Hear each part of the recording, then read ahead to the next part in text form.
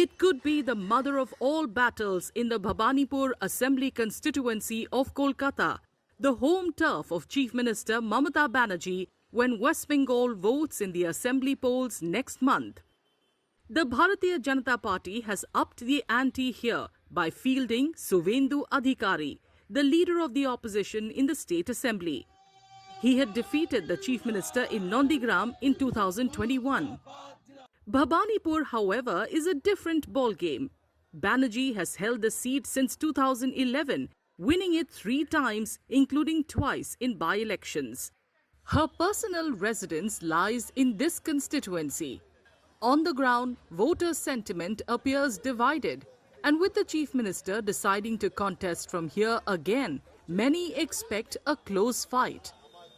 Tough fight दोनों ही महारथी है और दोनों ही वैसे देखा जाए तो शुभेंदु जी भी तृणमूल में ही थे, तो उनका भी ग्राउंड वर्क तो है ही है और लास्ट इलेक्शन का रिजल्ट सबको पता ही है, तो नेचुरली है उस टाइम भी टफ फाइट था, नंदीग्राम में टफ फाइट था, ये तो भवानीपुर है, दीदी का खुद का इलाका है, तो नेचुरली है फाइट टफ सी टफेस्ट होगा शायद.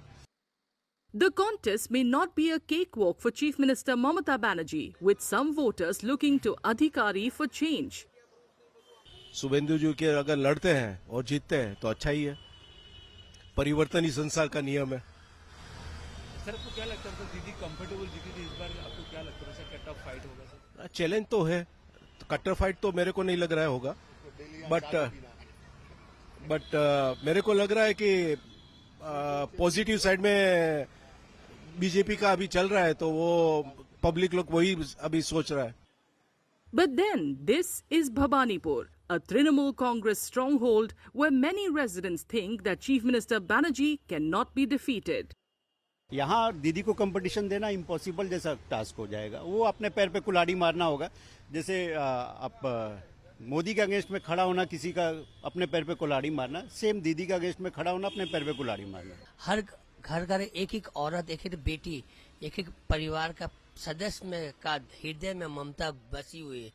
जब भी वोट होता है ना भवानीपुर में, तो घर घर में सब एक ही आवाज देती कि ममता ही, अब की बार ममता सरकार. After all, despite being defeated by Adhikari in Nondigram in the 2021 assembly election, it was Bhabanipur where Banerjee won the by-election to retain the chief minister's throne.